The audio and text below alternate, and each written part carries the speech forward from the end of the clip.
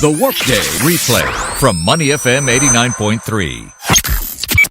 The Economic Development Board is a stat board of the Government of Singapore. It plans and executes strategies to sustain Singapore as a leading global hub for business and investment. So, how did it do last year, and what's its game plan for Singapore in 2019? We're going to find out from EDB's Managing Director, Chng Fong, who joins us this morning. Kai, thanks so much for coming. You also said, I'll be allowed to ask you anything. Of course. Let's not laha. Let's just start with how 2018 was for EDB. Would you call yourself a business entity? Oh, no. We are definitely not a business entity. We are the government agency that's closest to business simply because we deal with businesses. But do you run as a business? Well, we try to be as business-like as possible because ultimately it's about understanding our clients and what they want. You need to be able to relate, right? Yeah, exactly. But, I cannot truly call ourselves a business. How did it go for you in 2018, though? You did kindly send us some numbers, which I will not be able to make heads or tails of, so maybe you could help us out. So the numbers are there. We've announced it before, so I'm not going to repeat that. But essentially, 2018 was good. We met our targets. We created the jobs that we said we'll create. So generally, we are seeing quite a good flow of investments into Singapore. So there's room for optimism, but there's also but we also say we have to be cautious. Cautiously optimistic is the phrase. That's the phrase. But we have to be cautious simply because there are many things happening outside of our world. U.S., China is really the key thing that's happening. But generally, global growth is sort of slowing down, and so we have to be quite watchful. What other sort of trends might have an impact? Of course, Brexit is the other thing we're keeping an eye on, the drama Brexit unfolding maybe, there. but the main thing is what happens to US, China, and what happens to the open trading architecture in the world that is slowly actually being challenged. And part of it is driven by all the domestic politics in various countries, causing countries to just shrink and turn inwards rather than participate in protectionism. Open trade. Protectionism, exactly. So what's your game plan? What are you going to do about it? Well, we have in the event that happens, where protectionism just keeps growing, and obviously it'll affect global growth. Yeah, there's only so much we can do. Right. Simply because trade is about 3.5 times our GDP anyway. But what we can do is to make ourselves, continue to make ourselves much more attractive to businesses. And we've got a couple of things going for us. One, we are in the heart of a rising Asia and in particular ASEAN. So in that sense, just by being here helps us because companies want to expand their operations and they see ASEAN's demographics as a tremendous boost to their growth. So that's one. Two, I think we have differentiated even within ASEAN. So we have good talent here. We have a stable business environment. When you sign a contract with us for 30 years, we honor it. So that's rule of law. And all of that is what companies value, including intellectual property protection. So I think we're in a good place. But Kai, they always say, right, no man is an island. And even in ASEAN, are we also affected by geopolitical movements here? Thailand's having an election soon. Oh, for sure. Everyone's affected. Singapore, of all countries, cannot afford to be insular. It's always connected with all these other countries. So definitely, just because of our size? No one wants to do business with only 5 million people. True. You want to do business with 660 million people in ASEAN.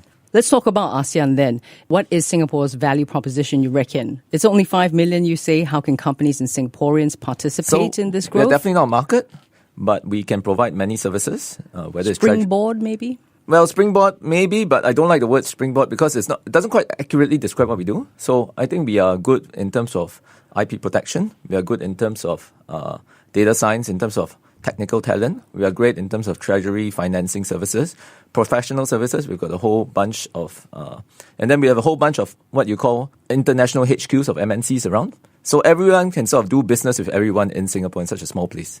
What about digitalization? That's been the buzzword all this time. Digital, anyway. How is EDB tapping into the trend? So we work with 3 prongs. One, we work with companies which are already here to do more digital stuff here. So that's about really how do you digitize your operations? How do you have some digital centers of excellence so that you can actually pilot new things out of the digital stuff? That's one. Two, we want to attract as many fast growth startups here so that they can come here, launch from here, attack ASEAN in that sense. And three, we want to attract talent. So that's our value proposition. How are we doing that, though? Talent is the thing that often comes up. I think also smaller entities will talk about how it's hard for them to attract the right talent with the deep skills needed. So we've got to do 2 things. One is we have to make sure that our own local talent, Singaporean talent, can compete with the best. And I think they can do that. So one of the things we are doing, in fact, I'll let you in on a secret. In April, we're going to do a tech forum in San Francisco. And what we're trying to do is we've got about 500 Singaporeans on our Rolodex, and they're all working for all the top tech companies in the Bay Area. We're trying to show them the opportunities that they are missing out on by not back being home, back home in ASEAN. And hopefully when they come back, they can inspire more people to do startups, to join these tech companies and to grow big. Do you think there's a lack here in the ecosystem that these tech guys don't want to come back, or there's a... If you asked me 5 years ago, my answer would be yes. But increasingly more and more people are flocking here. And you need a critical mass. You need a critical mass of big companies, whether it's your Google, Facebook, your Alibabas. You need a good mass of startups which have good financing from your venture capitalists and all that.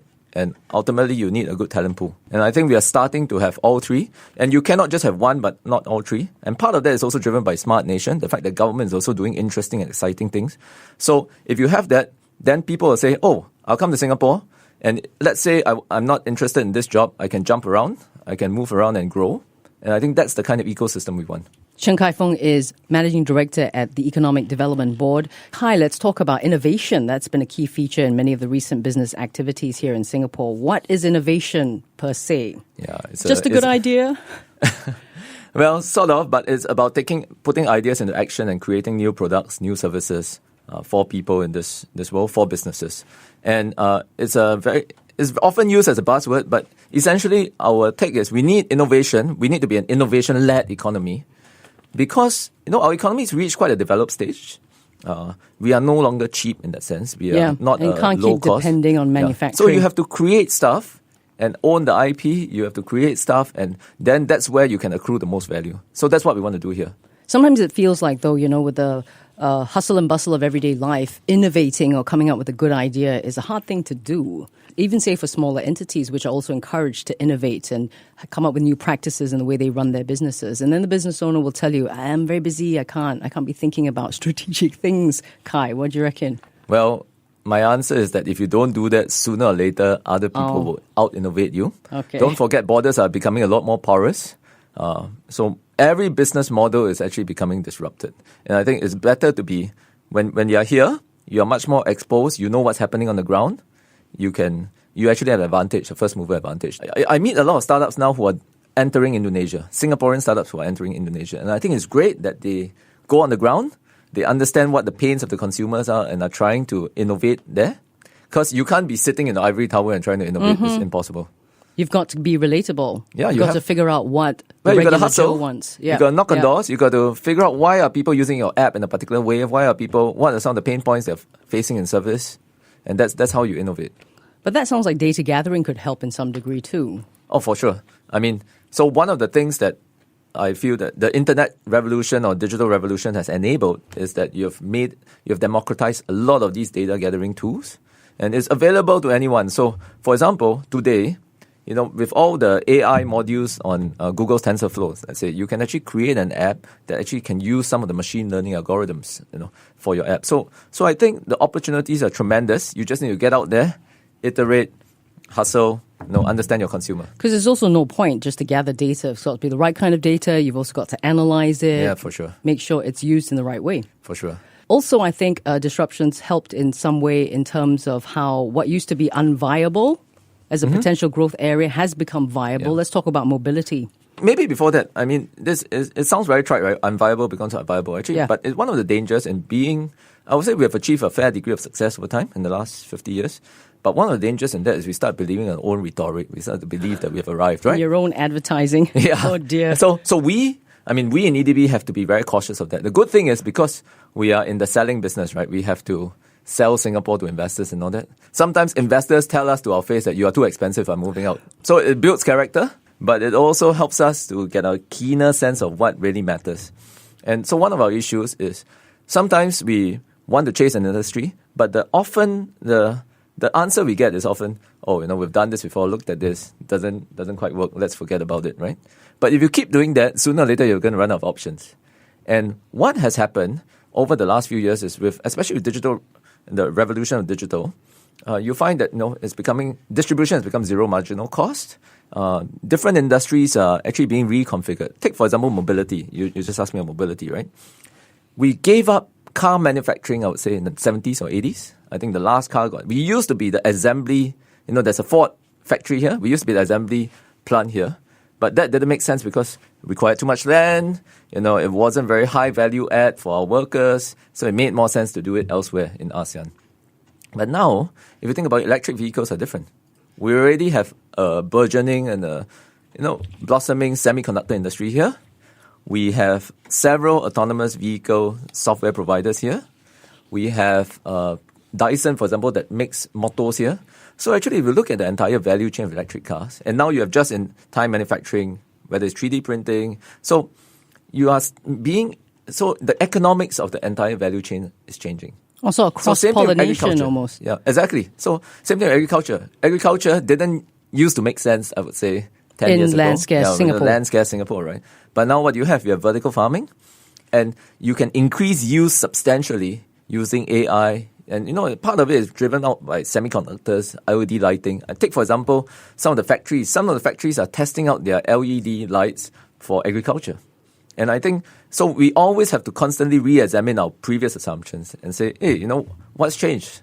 That's innovation you were talking about too, right? So thinking outside the box, if I may be cliche. I would say being humble enough to recognize you don't know all the answers all the time, even though you've examined it before.